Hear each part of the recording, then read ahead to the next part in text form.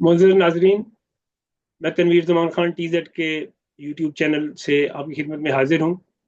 अ, 8 मार्च क्योंकि इंटरनेशनली एक women's day के हवाले से मनाया जाने वाला बहुत अहम दिन है और इस दिन की अहमियत पिछली दहाइयों में आहिस्ता-आहिस्ता मुसलसल मज़ीद से मज़ीद उजागर हो रही है, क्योंकि इसके जो बहुत सारे इसके असरात हैं, जो विमेन एम्पावरमेंट, उनकी अवेयरनेस और उनकी इक्वालिटी के हवाले से जो दुनिया में बातें होती हैं, उस हवाले से इस दिन को सेलिब्रेट किया जाता है।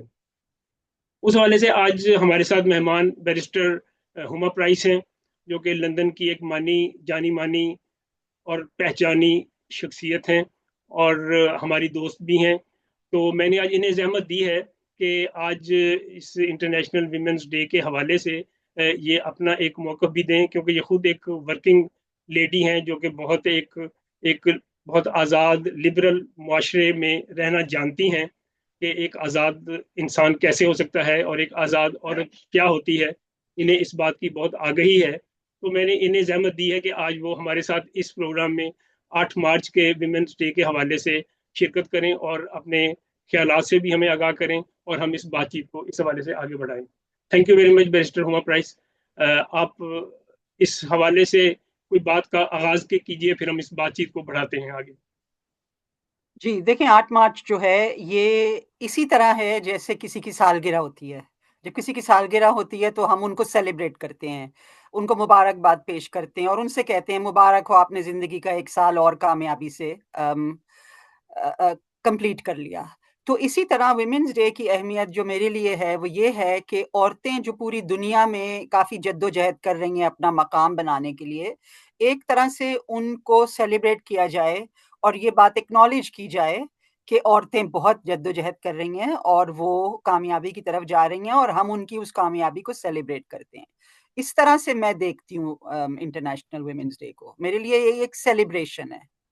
जी, ये यकीनन एक सेलिब्रेशन है। इसके अंदर कई तरह से लोगों का इसके अंदर एक्नॉलेजमेंट आती है कि आप एक एक तरफ तो आप उन तमाम खवातीन को एक्नॉलेज भी करते हैं, जिन्होंने इस एक बहुत इस किस्म के एक डिस्क्रिमिनेशन के इस सोसाइटी के अंदर अपना मुकाम भी बनाया और उन्होंने अपनी एक मुकाम हासिल करने के लिए जो जद्दोजहद की, उसको भी याद किया जाता है। बहुत सारी खवातीन इस हवाले से आती हैं। फातिमा जिन्नाह हैं, बेनज़ीर भुट्टो हैं, जो पाकिस्तान के हवाले से हैं। इंटरनेशनली भी बहुत सारी खवातीन ने इस हवाले से बहुत काम किए हैं और उन्होंने एक जो इक्वालिटी के लिए और अपनी एक सोसाइटी के अंदर उस मुकाम को हासिल करने के लिए जो जद्दोजहद की और लोगों को इस अवेयरनेस के साथ एक आगाही भी दी कि वो एक पूरे इंसान के तौर पे ट्रीट की जाएँ। ये एक इक्वालिटी का इश्यू जो है, वो मैं समझता हूँ इसके साथ-साथ जहाँ एम्पावरमेंट है, वहाँ पे इक्वालिटी की बात जो है वो बड़ी ज़रूरी है, कि ये औरत की इक्वालिटी क्या होती है? इस हवाले से आप ज़रा थोड़ी-सी र र रोशनी डालिए कि औरत किस किस्म की इक्वालिटी चाहती है? देखिए, सबसे पहली बात तो ये है कि हम ग्लोबल नेट के ऊपर हैं, पूरी दुनिया में लोग हमें देख रहे होंगे या पूरी दुनिया में लोग हमें देखेंगे, ठीक है? ये बड़ा ज़रूरी है कि लोग ये समझें कि मुख्तलिफ़ मुल्कों में औरत का मकाम मुख्तलिफ़ है। कुछ जगहें ऐसी हैं जहाँ पे औरत को बात करने की भी आज़ादी नहीं है, कुछ ऐसे कल्चर्स हैं और फिर वेस्टर्न कल्चर है जिसकी आपने मेरे हवाले से बात की। वेस्टर्न कल्चर तो बहुत ओपन है, औरतों को पूरी आज़ादी है। वेस्टर्न कल्चर में औरतें स्कूल जाती हैं, काम पे जाती हैं, पब्लिक ऑफिस के लिए खड़ी होती हैं, बहुत सारी चीज़ें करती हैं। दूसरी चीज़ ये है कि आपने अभी थोड़ी देर पहले एक ही साँस में फातिमा जिन्ना का और बेनज़ीर भुट्टो का ज़िक्र किया। दरअसल फातिमा जिन्ना में और बेनज़ीर भुट्टो में बहुत सारे फ़र्क हैं, बहुत सारे फ़र्क हैं और मैं समझती हूँ कि वो फ़र्क इस चीज़ को समझाते हैं कि औरत की जो लिबरेशन है और औरत के जो राइट्स हैं, वो किस हवाले से हैं। फातिमा जिन्ना का मैं आपको बताऊँ 1905 में फातिमा जिन्ना की अपनी डेंटल क्लिनिक थी बॉम्बे में और वो वहाँ पर एज़ अ डेंटिस्ट काम करती थीं। सो सबसे पहले तो जो आज़ादी है औरतों को, जब हम आज़ादी की बात करते हैं, आज़ादी भी एक बड़ी रिलेटिव टर्म है। ये कई चीज़ों के लिए इस्तेमाल की जा सकती है। आपको पता है पाकिस्तान में लोगों ने आज़ादी का मतलब मेरा जिस्म मेरी मर्ज़ी को भी बहुत गलत तरीके से पेश किया और इंटरप्रेट किया है। देखें, मैं समझती हूँ कि औरत के जो हकूक़ हैं, औरत की जो इक्वालिटी है, औरत की जो लिबरलाइज़ेशन है, वो ये है, सबसे पहले सुबह उठकर हर छोटी बच्ची को उतना ही हक होना चाहिए एक छोटे लड़के जितना कि वो स्कूल जा सके। स्कूल जाकर तालीम हासिल कर सके। ये पहला स्टेप है इक्वालिटी की तरफ। जब तक हर कल्चर में सुबह उठ के लड़के और लड़कियां दोनों स्कूल नहीं जा सकेंगे, तो इक्वालिटी का बहुत मुश्किल है कि लोगों की समझने। ये सबसे पहली शर्त है। दूसरी शर्त ये है कि हर कल्चर में औरत की एम्प्लॉयमेंट के लिए बहुत सारी अपॉर्चुनिटीज हों, जिसमें औरतें उन अपॉर्चुनिटीज को अवेल कर सकें और वो आराम से पैसा कमा के अपनी एक इनकम हासिल कर सकें। ये दूसरा पॉइंट है लिबरल होने का और इक्वालिटी का। तीसरा पॉइंट ये है कि औरतों को यह हक होना चाहिए कि वो पब्लिक ऑफिस के लिए खड़ी हो सकें बगैर किसी भी डिस्क्रिमिनेशन के या किसी भी दबाव के। आपको शायद याद होगा कि जब फातिमा जिन्ना खड़ी हुई थी तो काफी मुश्किलें उन्हें दरपेश आई थी। बेनजीर को तो खैर रास्ते से ही हटा दिया गया, वो तो एक और कहानी है, मैं पॉलिटिक्स में जाना नहीं चाहती। तो इक्वालिटी का मतलब है equal education, equal employment, equal access to public office and freedom to make their own choice. So for example, जैसे शादी जबरदस्ती कर देना, ये औरतों की इक्वालिटी पे औरतों को राइट होना चाहिए। और देखें, चाहे लोग कुछ भी कहें, मैं समझती हूँ कि हर मजहब औरत और मर्द को बराबर का हक देता है कि वो ये डिसाइड करे कि ये पार्टनर मेरे लिए ठीक है या नहीं शादी के लिए। ये हर हर मजहब देता है, मैं नहीं मानती कि नहीं देता। ये डिसाइड करना कि ये पार्टनर मेरे लिए ठीक है या नहीं, इसका मतलब ये नहीं है कि आप उनके साथ जाकर 10 दफा डेट्स करें या और कुछ भी करें। दूसरे लोगों की मौजूदगी में आप एक दूसरे को काफी हद तक जानबूझ सकते हैं, लेकिन जो जबरदस्ती की शादी है वो मुसल्लत नहीं करनी चाहिए लड़के पे या लड़की पे। आमतौर पे लड़कियां निशाना बनती हैं, लड़के तो घर से भाग जाते हैं या अपनी मर्जी से शादी कर लेते हैं। वालदेन कुछ कर नहीं सकते क्योंकि वो बेटों पे ज्यादा डिपेंडेंट होते हैं।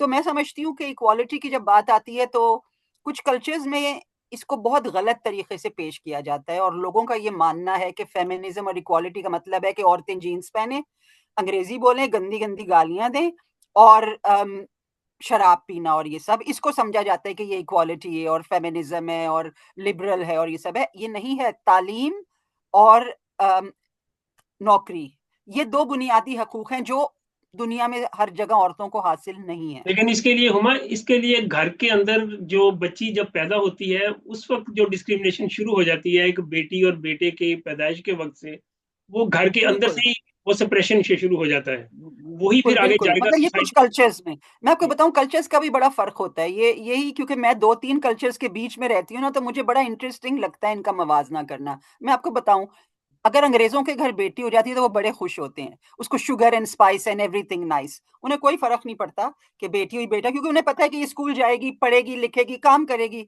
उनको पता है उसको कोई इनइक्वालिटी फेस नहीं करनी पड़ेगी। ये बड़ा जरूरी है कि लोग समझें। तो अंग्रेजों में अगर लड़की होती है बड़ा खुश होते हैं, लड़का भी होता है बड़े खुश होते हैं, उन्हें कोई फर्क नहीं पड़ता। क्योंकि यहाँ पे आप देखिए बच्चे इतने कम पैदा होते हैं, इतनी यहाँ की यंग पॉपुलेशन है, एक यंग पर्सन पे 4 ओल्ड पीपल का बोझ है इस वक्त पेंशन कर, क्योंकि औरतों ने इतना कम कर दिया है बच्चे पैदा करने। अब अगर आप दूसरे सॉर्ट ऑफ क्या कहना चाहिए, मैं बैकवर्ड का लफ्ज इस्तेमाल नहीं करना चाहती, ऑर्थोडॉक्स किस्म के कल्चर्स की तरफ आप जाएं, तो एक तो लोगों को ये पता होता है कि इस माशरे में लड़की को बहुत मुश्किलों का सामना करना पड़ेगा जब घर से बाहर निकलेगी, या शादी के बाद उसे बड़ी मुश्किलों का सामना करना पड़ेगा। तो उसकी वजह से लोग खुश नहीं होते जब बेटी होती है, क्योंकि उन्हें ये फिक्र होती है पता नहीं इस बेचारी की किस्मत का लफ्ज इस्तेमाल किया जाता है। कल्चर्स चेंज होने में टाइम लगता है, लेकिन अनफॉर्चुनेटली कुछ जगहें ऐसी हैं जहां पे औरतों की बात करना भी बहुत दूर की बात है। पहले वहां की पॉलिटिक्स को सही करना, वहां के रूल ऑफ लॉ को सही करना, जब तक ये चीजें सही नहीं होती आप औरतों के हकूक को नहीं इंप्लीमेंट कर सकते, क्योंकि कुछ बुनियादी स्ट्रक्चर्स सोसाइटी में होने बहुत जरूरी हैं इस चीज के लिए। इसके लिए जो कल्चर के अंदर हम जो बात कर रहे हैं, वो तो एक जाहिर है, अगर इंस्टीट्यूशंस होंगे, अगर रूल ऑफ लॉ होगा, वो रूल ऑफ लॉ का भी एक अपना एक फ्यूडल सोसाइटी के अंदर, एक ट्राइबल सोसाइटी के अंदर रूल ऑफ लॉ जो होता है वो उस तरह का रूल ऑफ लॉ नहीं हो सकता जो हम आज वेस्ट के अंदर देखते हैं, या जो एक ऐसी आज़ाद सोसाइटीज के अंदर बहुत सारे, जैसे विमेंस डे 1917 के इनकलाब के बाद 1922 में विमेंस डे वहां पे सेलिब्रेट किया गया बहुत ज्यादा। 1917 में भी जब रेवोल्यूशन हुआ तो उन्होंने औरतों की जो इनकलाब के अंदर पार्टिसिपेशन थी उन्होंने उसको बड़ा सेलिब्रेट किया था। तो ये एक, और उसके बाद से जब ये फैला तो जाहिर उसके बाद फिर इसको इंटरनेशनली यूएन ने इसको जी 1975 में एक तरह से रिकॉग्नाइज किया, और जी आज इसकी सेलिब्रेशन में मुसलसल इजाफा हो रहा है। और आज ये दिन बहुत अहम, बहुत से लोगों के लिए हर साल इसकी अहमियत में इजाफा हो रहा है। लेकिन जी, जो कल्चर्स की हम बात कर रहे हैं, जिन कल्चर्स के अंदर एक औरत की हैसियत को एक बहुत ही एक एक समझे दबी हुई, एक तरह की एक ना होने के बराबर, जिसकी कोई गिनती ही नहीं है। मैंने तो आपको बताऊं कि पाकिस्तान के अंदर मैंने सोशल मीडिया पे ऐसे बहुत सारे उलमा को सुना, ऐसे बहुत सारे इन्फ्लुएंसर्स को सुना, जो ये क्या कहते हैं कि जी औरत और आदमी के दिमाग में बड़ा फर्क होता है। औरत का, मैंने खुद सुन में हैरान रह गया, बंदा कह रहा है कि औरत का दिमाग, तो उसका मगज जो है वो यूं होता है कि जैसे कोई उलझी हुई डोर होती है, जबकि आदमी के दिमाग के अंदर सेक्शंस होते हैं, और वो वन बाय वन चीजों को हैंडल कर रहा होता है। मतलब ये एक बड़ी अफसोसनाक सूरत हाल है कि आप औरत को न सिर्फ दबाते हैं, बल्कि उसको आप बायोलॉजिकली भी आप कह रहे हैं कि ये है ही, हर लिहाज से इसकी बनावट ही जो है वो कमतर है। जबकि दुनिया में तो ऐसा नहीं हो रहा। औरत तो अपने हर फील्ड में साबित कर रही है कि वो इस तरह नहीं है, वो उलझी हुई चीज नहीं है, वो एक ह्यूमन बीइंग है, जो कि बिल्कुल मौका दिया जाए तो मर्द के बराबर काम कर सकती है, और कोई काम ऐसा नहीं जो वो नहीं कर सकती। आप इस बारे में थोड़ी सी मजीद वजाहत फरमाएं। जी, देखें, आप जिन लोगों की बात कर रहे हैं ना, ये डिपेंड करता है कि आपने उन्हें कैसे समझा। फॉर एग्ज़ाम्पल, अगर उन्होंने कहा कि मर्द के दिमाग में सेक्शंस होते हैं, वो एक-एक करके, इसका मतलब ये है कि औरतों का दिमाग ऐसा होता है कि औरतें मल्टीटास्क कर सकती हैं। वो बहुत सारे काम एक साथ करती हैं, मर्द नहीं कर सकते। ये सच है कि मर्द और औरत के दिमाग में ये फ़र्क होता है। मर्द एक वक़्त में एक ही चीज़ पे कॉन्संट्रेट कर सकते हैं। वो 3-4 चीज़ें इकट्ठी नहीं कर सकते। ये गुण सिर्फ़ औरतों में होता है। ये खूबी सिर्फ़ औरतों में है कि वो चूल्हे पे कुछ चला के बच्चे के साथ बैठ के उसका होमवर्क करा के साथ-साथ अपनी सास-ससुर को भी देख, ये सिर्फ़ औरतें कर सकती हैं कि वो एक वक़्त में 4-5 काम कर रही हों। तो जिन्होंने भी ये कहा है, मेरा ख़्याल है उनका मतलब ये था इस फ़र्क से, क्योंकि फ़र्क तो डेफ़िनिटली है, मगर फ़र्क का मतलब ये नहीं है कि मर्द या औरत एक-दूसरे से कमतर या बरतर हैं। ये नहीं, उनका तो अच्छा, एक देखें। सोशल सेग्रीगेशन है कि औरत जी, जिस मकसद के लिए बनाई गई है वो एक मर्द के डिपेंडेंट ही बनाई गई है, वो उसकी साख्त ही ऐसी है कि वो मर्द की डिपेंडेंट है। इसलिए औरत को घर के काम काज के लिए ही ज्यादा एक तरह से मौजू है, और वो इसी में जो है वो ज्यादा, इसीलिए उसके दिमाग की जो तारे हैं वो मर्द के दिमाग की तारों से बड़ी फर्क है। मैं इस बात से एग्री नहीं करता, कोई साइंस इस बात से एग्री नहीं करती। ये तो आप एक काम, जब आप सोसाइटी के अंदर एक आपका रोल पे पैदा होता है, उस रोल के साथ आपके अंदर बहुत सारी सोच की जो एक धारे हैं वो डेवलप होते हैं। जब आप औरत को उस डेवलपमेंट की तरफ आने ही नहीं देंगे, तो आपको दिखाई तो ऐसा ही देगा कि ये औरत तो घर वाली है, ये तो बात ही नहीं कर सकती, आपने उसको मौका ही नहीं दिया, तो वो बोलेगी कैसे, उसके थॉट्स में क्लैरिटी कहाँ से आएगी। तो जब उसको मौका मिलेगा तो वो बोलती है, जब उसको ज्यादा मौका मिलता है तो बड़ी आर्टिकुलेट आपको दिखाई देती है। ये तो हर जगह जी, पे ऐसा ही है, मर्दों की तरह ही होता है। तो ये जो सिलसिला है, ये मैं समझता हूँ इसके अंदर एक कल्चरल जो एक डिफरेंसेस हैं, और जिस तरह से कल्चर्स के अंदर मर्द को एक सुप्रीमेसी दी गई है बहुत सारे कल्चर्स में, खासतौर पे हमारे जो मुस्लिम का कल्चर है वहाँ तो बहुत ज्यादा है। वहाँ तो उसके अंदर तो ये चीजें बहुत कूट कूट के भरी हुई हैं कि औरत को जिस मकसद के लिए बनाया गया है वो तो एक खिदमत और सेवा, और आदमी को उसका नान नफके का जिम्मेदार मर्द है, और ये एक डिपेंडेंस का सारा जो कल्चर है, ज़ाहिर है उसके अंदर एक औरत आपको दबी हुई दिखाई देती है। उसके अंदर औरत को मौका ही नहीं मिल रहा। वो स्कूल के कैसे जाएगी, उसके पास स्कूल जाने का फैसला उसके हाथ में नहीं है, जॉब करने का फैसला उसके हाथ में नहीं है, अपनी पसंद की शादी करने का या पार्टनर की तलाश करने का फैसला उसके हाथ में नहीं है, आगे जिंदगी को कैसे गुजारना है, बिजनेस का करना है, क्या करना है, ये उसके हाथ में नहीं है। घर का बिजनेस मौजूद है तो उसमें उसका रोल क्या होगा, वो अपना रोल को मुतयन करे। बेटे के पास होता है, बेटी के पास नहीं होता। तो ये सारी चीजें जो है, जब आप इन अपॉर्चुनिटीज की बात करते हैं तो इनकी रुकावटों को जब हम निकाल के देखेंगे औरत को, फिर वो औरत एक मुकम्मल औरत है।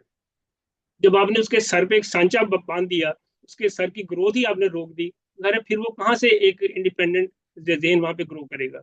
तो ये मैं समझता हूँ कि ये इस तरह से ये बातें हैं। अगर आप इसमें कोई मजीद ऐड करें आप इसमें। देखें, आपकी बातों से लग रहा है कि आप काफ़ी काफ़ी मायूस हैं और काफ़ी हिम्मत हार चुके हैं इस बारे में। लेकिन मैं आपको बताऊँ कि आज से 4-500 साल पहले, बल्कि आज से 150 साल पहले, वेस्ट में भी ऐसा ही था। वेस्ट में आपको पता है, औरतों को विच करार देके जला दिया जाता था स्टेक के ऊपर। वेस्ट में जो औरतों की हालत थी, वो इतनी बुरी थी कि वो वोट भी नहीं दे सकती थी, वो अपनी प्रॉपर्टी ओन नहीं कर सकती थी। उनकी जो प्रॉपर्टी थी वो बाप के नाम से सीधी हस्बैंड के नाम पे जाती थी। अब आप मुझे ये बताइए, 150 साल में ऐसा क्या हुआ कि वेस्टर्न औरतें आज कितनी प्राइम मिनिस्टर्स आ चुकी हैं? कोई भी यहाँ पे ऐसा बच्चा नहीं है जो स्कूल ना जाता हो, लड़का हो या लड़की हो। कैसे आई है? मैं आपको बताती हूँ इसका सीक्रेट क्या है। जी जी। औरतों ने जब रेजिस्टेंस शुरू किया, उस वक्त के पावरफुल आदमी उनके साथ मिल गए। ये जो हम करते हैं ना कि मर्दों को लेबल कर दिया कि ये मर्द हमें दबा रहा है, दरअसल मर्द औरतों को नहीं दबाते, सिस्टम्स दबाते हैं। और जब सिस्टम्स दबाते हैं तो उसमें औरतें भी शामिल होती हैं। एक बच्ची को सिर्फ उसका बाप नहीं दबाता, उसकी माँ भी कलूट करती है बाप के साथ दबाने के लिए, क्योंकि माँ को इसके अलावा कोई कल्चर का पता नहीं होता, वो इसको सही समझती है। तो जब तक थिंकिंग मेन जो हैं वो औरतों के साथ मिलकर औरतों की तंजीमों को सही तरीके से ऑर्गेनाइज करके उनके साथ नहीं देंगे, क्योंकि मर्द ही चेंज लाएंगे ना ऐसी सोसाइटीज में। तो यहाँ इंग्लैंड में भी यही हुआ था कि शुरू शुरू में सिर्फ मर्द पावरफुल पोजीशंस में थे जो चेंज ला सकते थे। जब सफ्रेजेट्स ने अपनी लड़ाई शुरू की, उस वक्त जॉन स्टुअर्ट मिल नाम के उस वक्त के एक बहुत बड़े फिलोसोफर ने औरतों के हक में, मैं 1860 की बात कर रही हूँ, उसने किताब लिखी द सब्जेक्शन ऑफ वुमेन, जिसमें उसने ये लिखा कि औरतों को किस किस तरह से दबाया जाता है। मैं इंग्लैंड की बात कर रही हूँ, 200 साल पहले, 150 साल पहले। ठीक है। तो अगर जिन सोसाइटीज की आप बात कर रहे हैं, मैं समझती हूँ उन सोसाइटी में आप जैसे मर्द मौजूद हैं, और मैं समझती हूँ उनमें कुछ ऐसे मर्द हैं जो बड़ी पावरफुल पोजीशंस पे हैं। अब आप मोहम्मद बिन सलमान को देख लें सऊदी अरेबिया में। ठीक है, सऊदी अरेबिया में कितनी औरतें ड्राइव भी नहीं कर सकती थी, काम भी नहीं कर सकती थी। एक डायनामिक मर्द आया है, उसने आके ड्राइविंग भी शुरू करा दी, औरतों के काम भी। अब आपको पता है कितनी लड़कियां निकली हैं सऊदी अरब में हॉस्पिटैलिटी इंडस्ट्री में। इस तरह हमें इन सब सोसाइटीज में 2-3 पावरफुल आदमी चाहिए जो आकर इसको, जब क्योंकि जब ऊपर से चेंज आती है ना तो नीचे के सारे लोग उसके अंदर आ जाते हैं और उन्हें चेंज करनी पड़ती है। अब देखें सऊदी अरब में जो हो रहा है, जिस तरह से वो सोसाइटी बदल रही है, इसी तरह मैं समझती हूँ सारी सोसाइटीज बदलेंगी, बस देर है एक डायनामिक किस्म के बंदे की। अनफॉर्चुनेटली हम लोगों को उम्मीद थी कि ऐसा डायनामिक बंदा शायद पाकिस्तान में आ जाए, लेकिन बजाय औरतों को लिबरेट उसने और पर्दों में छुपा तो दिया मजीद औरतों पीछे को, मजीद छुपा अनफॉर्चुनेटली। दिया आप तो। अच्छा, इसके अंदर मेरा ख्याल है कि औरतों, ये बात आपकी एक एंगल से है, लेकिन मेरा ख्याल है कि ज्यादा तो सिस्टम का डेवलप करना बड़ा जरूरी है। एक फ्यूडल सोसाइटी में या ट्राइबल सोसाइटी के अंदर जहाँ पे औरत को एक सदियों से दबाया गया है, वहां पे कोई मर्द ऐसा आके औरतों को आजाद करेगा, वो मारा जाएगा। इसके लिए मैं समझता हूँ इंस्टीट्यूशंस की बिल्डिंग, जो कि कैपिटलिज्म, एक कैपिटलिस्ट सोसाइटी के अंदर तो पॉसिबल है, लेकिन एक फ्यूडल सोसाइटी में या ट्राइबल सोसाइटी के अंदर उसके इम्कानात बहुत कम हो जाते हैं, क्योंकि जब एक कैपिटलिस्ट सोसाइटी आती है तो फ्रीडम ऑटोमेटिकली सिस्टम उसकी डिमांड कर रहा है कि लोगों की पार्टिसिपेशन हो। तो ये उसके ये आप अंदर मुझे जो है, बताइए, बादशाह खान किस सोसाइटी में थे? बादशाह खान किस सोसाइटी में जन्म लिया था उन्होंने? हम बादशाह खान एक ट्राइबल सोसाइटी के थे, जी। एक ट्राइबल तो सोसाइटी के जब फिर। बादशाह खान जैसे कोई हो सकता है तो और क्यों नहीं हो सकते इस नहीं, तरह मर्द के? हो सकते हैं, मर्द हो सकते हैं, मैं नहीं कहता कि मर्द होते नहीं है। मैं कहता हूँ कि उसकी जो एक सोसाइटी को मुकम्मल तौर पे ट्रांसफॉर्मेशन के लिए आप उसके अंदर इंडिविजुअल तो निकाल सकते हैं। इंडिविजुअल तो रजिया सुल्ताना भी थी, इंडिविजुअल तो बहुत सारे लोग इस तरह से में इंडिविजुअल्स आपको मिलेंगे। लेकिन जो एक सोसाइटी का नॉर्म है, जहाँ पे तो पूरी एक सोसाइटी जो है वो रिफ्लेक्ट करे कि वहाँ पे जो वैल्यूज हैं वो एक इक्वलिटी के हिसाब से देखी जा रही हैं और उसी वाले से बिल्ड हो रही हैं, चल रही हैं। तो सोसाइटी जब चलती उस तरीके से है, वो एक सारी सोसाइटी में उसकी एक्सेप्टेंस होना जरूरी है। अगर जी, आप तो मैं ये कह रही हूँ कि वो सोसाइटी की इंस्टीट्यूशंस मर्दों को बिल्ड करनी पड़ेंगी। ये औरतों के पास तो वो फ्रीडम ही नहीं है ना कि वो करें। मैं ये कह रही हूँ कि औरतों की सिचुएशन जब बदलेगी, जब enough men stand with them to change their situation, when enough men feel मेरे ख्याल कि में ये दोनों गलत है। चीजें होंगी, जब एक सिस्टम भी साथ, उसके इंस्टीट्यूशन बिल्डिंग होगी, लॉ, सुप्रीमेसी ऑफ लॉ होगी। जब ये चीजें होंगी, जैसे आप डेमोक्रेसी को ही ले लें। अब यहाँ पे आप देखें कि अभी 100 साल नहीं हुए यहाँ पे औरत को वोट का हक मिला। तो अभी उससे पहले नहीं था बर्तानिया के अंदर, इंग्लैंड में। जी, तो जी, ये चीजें जो डेवलप हुई हैं, ज़ाहिर है एक सिस्टम भी तो डेवलप हो रहा है ना साथ, जो कि राइट्स दे रहा जी, है। जब सिस्टम जी, और मूवमेंट दोनों चीजें साथ साथ होती हैं तो उससे एक रिजल्ट निकलते हैं। जी। खाली मर्दों ने लेकिन नहीं मेरी करना, बात, खाली औरतों ने मैं एक नहीं। मुख्तलिफ बात कह रही हूँ, मैं एक मुख्तलिफ बात कह रही हूँ। आप जो कह रहे हैं बिल्कुल ठीक कह रहे हैं, मगर मैं ये कह रही हूँ कि कुछ मर्दों को किक स्टार्ट करना पड़ेगा। जब तक कुछ मर्द किक स्टार्ट नहीं करेंगे, वो किक स्टार्ट करेंगे, उसके बाद मर्द और औरत मिलकर इंस्टीट्यूशन बिल्डिंग करेंगे। लेकिन शुरू में मर्दों को ही वो हैंड अप देना पड़ेगा। उसके बगैर औरतें अकेली नहीं हासिल, ऐसी सोसाइटीज में नहीं कर सकती जहां पे इस तरह की सप्रेशन या जो भी कुछ हाँ, आप कहना चाह रहे हैं। जो प्रिमिटिव फैशन की सोसाइटी है, वहाँ प्रिमिटिव पे तो मुश्किल सोसाइटीज होता है, में वो होना तो मुश्किल औरतें होता है, खुद लेकिन नहीं, तो ये ओवरऑल मैं एक, आपसे कह रही हूँ। जी, चेंज लाने न्यूजीलैंड, के लिए मर्दों को खड़ा होना पड़ेगा, औरतों को न्यूजीलैंड में आप चेंज देखें करना। सिंडा ने किया, उसने उसने लोगों के लिए बहुत उसने राइट्स की उसने बात तो की। अमेजिंग चीजें की हैं, हाँ जी, अमेजिंग। अमेजिंग चीजें जी जसिंडा जी। ने, शी डिड तो अमेजिंग थिंग्स। इस तरह की मिसालें हैं कि औरतें भी करती हैं, लेकिन असल में मूवमेंट का और सिस्टम का एक आपस में रिलेशनशिप होना बड़ा जरूरी है कि दोनों चलेंगी तो पूरी सोसाइटी ट्रांसफॉर्म होगी। तो मेरा ये जी, इस तरह लेकिन का उसकी मुश्किल उसकी ये है कि वो इंस्टीट्यूशंस बिल्ड नहीं हो सकती जब तक आपकी सोसाइटी में प्रॉपर डेमोक्रेसी ना हो। क्योंकि अगर आप कुछ शुरू करते हैं, कोई एक्ट शुरू करते हैं और गवर्नमेंट बदल जाती है हर 2 दिन के बाद, तो वो इंस्टीट्यूशंस बिल्डिंग नहीं हो सकती अनफॉर्चुनेटली। जी हाँ, और कुछ इंस्टीट्यूशन। मुल्कों में तो इसका इकोनॉमी के साथ भी ताल्लुक है, बहुत ज्यादा इकोनॉमी के साथ ही बुनियादी तौर पे होता है कि इकोनॉमी जी, अगर उस तरह की होगी तो जी, ज्यादा होगी। एक ऐसी सोसाइटी जहाँ जी। पे सिफारिशों से काम होते हैं, जहाँ पे थानेदार अपनी मर्जी के लगवाए जाते हैं, वहां पे आप बिल्कुल, वहां पे बिल्कुल। ये कैसे हो वहाँ पे सकता आप नहीं कुछ है नहीं जब कर आप नहीं सकते, कर और सकते। ये चीज़ें कुछ मुल्कों में बहुत आम हैं। तो वहाँ पे आप कुछ नहीं कर सकते, लेकिन मैं समझती हूँ, क्योंकि आपको पता है मैं पाकिस्तान बहुत जाती हूँ और मैं ग्रास रूट्स के लोगों से भी मिलती हूँ, हर तरह के लोगों से मिलती हूँ। पाकिस्तान में जो मुझे असल मसला नज़र आता है ना, वो मर्द-औरत का नहीं है, वो अमीर-गरीब का है। क्योंकि जो अमीर औरतें हैं पाकिस्तान में, जो बहुत अमीर हैं, उनका जो दिल चाहता है करती-फिरती हैं। Yes, उन पे ठीक है। कोई रुकावट नहीं है, और उनके नीचे 10 मर्द काम कर रहे होते हैं। या तो आजादी का पाकिस्तान में तबकाती से बड़ा अमीर-गरीब का जब तक बिल्कुल आप फ़र्क ठीक ख़त्म बात। नहीं करेंगे, ये आप औरत की तो बात उठाना बहुत दूर की बात है। पहले अमीर-गरीब का फ़र्क कम करें, कम करें, कम से कम इतना, जिस तरह वो होता जा रहा है, बहुत बढ़ता जा रहा है। पाकिस्तान में अमीर-गरीब, और अमीरों में औरतें भी हैं, मर्द भी हैं, और गरीबों में औरतें भी हैं, मर्द भी हैं। इस वक़्त मुझे तो पाकिस्तान जब जाती हूँ तो लगता है कि 90% पाकिस्तानी 10% पाकिस्तानियों को सर्व कर रहे हैं। इसेंशियली ऐसा ही है, ठीक बात। ऐसा लगता है कि वो सर्व कर रहे हैं। और बिल्कुल। हम कहते हैं कि ब्रिटिश राज खत्म हो गया। ब्रिटिश राज नहीं खत्म हुआ। वहां वो पर जारी। ब्राउन अंग्रेजों ने जो है वो अपना राज वहां बिल्कुल पर ऐसा ही है, कायम कर लिया, बिल्कुल ऐसा ही है। अनफॉर्चुनेटली।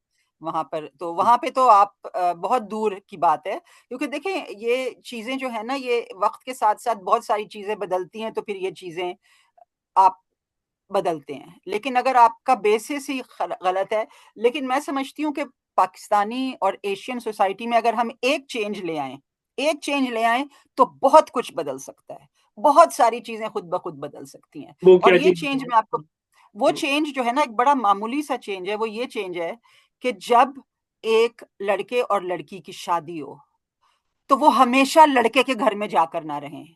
अगर वो लड़की इकलौती है, उसके माँ-बाप बूढ़े हैं, तो ये फ्रीडम होनी चाहिए कि लड़का उस लड़की के घर में जाके रहे। ये इस चीज़ पे वेरी ट्रू। बेस होना चाहिए कि कितने बेटे हैं, कितनी बेटियाँ हैं, किस तरह से है। वेरी ये ट्रू। एक बहुत ज़रूरी चीज़ है। जब ये इक्वालिटी आ जाएगी ना कि लड़के-लड़कियाँ या तो अलग रहें अगर वो अफ़ोर्ड कर सकें, या फिर जिन पेरेंट्स को ज़रूरत है, उनके साथ रहें। अभी क्या होता है कि किसी की इकलौती बेटी है, उसकी शादी हुई एक ऐसे घर में जहाँ उनके 4 बेटे हैं, 4 बहुएँ हैं, और वो लड़की भी जाकर उस घर में सेट हो। ये चेंज अगर हम अपनी सोसाइटी में लाएँ, क्योंकि जो सबसे बड़ी मिसोजिनी हमारी सोसाइटी में है, जो सबसे बड़ी मिसोजिनी वो ये है कि एक लड़की से ये एक्सपेक्ट किया जाता है कि वो एक लड़के के घर में जाएगी और उसके साथ ऐसे एडजस्ट हो जाएगी जैसे वो उसकी फैमिली से उसका खून का रिश्ता है, और वो अपनी फैमिली से कोई खास राब्ता नहीं रखेगी। ये एक बड़ी अननेचुरल सी एक्सपेक्टेशन होती है। और जो जुल्म है। लड़कियां ऐसा नहीं करती, जो अपनी फैमिली से वास्ता रखती हैं और अगर कमा रही होती हैं, अपनी फैमिली को कुछ देती हैं, तो उनसे उनके बारे में कहा जाता है मैका भर रही है। कुछ ऐसे फजूल फजूल किस्म के चीजें हमारे कल्चर में हैं। अगर हम इन्हें ठीक कर लेना, तो बहुत सारी चीजें खुद ब खुद ठीक हो फिर बेहतरी जाएंगी। आ जाती है, बिल्कुल ठीक बात कही। जी। बहुत शुक्रिया बैरिस्टर साहब आपका। आपकी बातों से यकीनन बहुत से लोग मुस्तफीद भी होंगे और हमारी ये बातचीत को लोग आगे बड़ी दिलचस्पी से सुनेंगे और आगे बढ़ाएंगे भी। तो हम इसके लिए आइंदा भी प्रोग्राम जारी रखेंगे। आपका बहुत शुक्रिया आने इंशाल्लाह। का। Thank you very much. बहुत बहुत शुक्रिया आपका भी। शुक्रिया।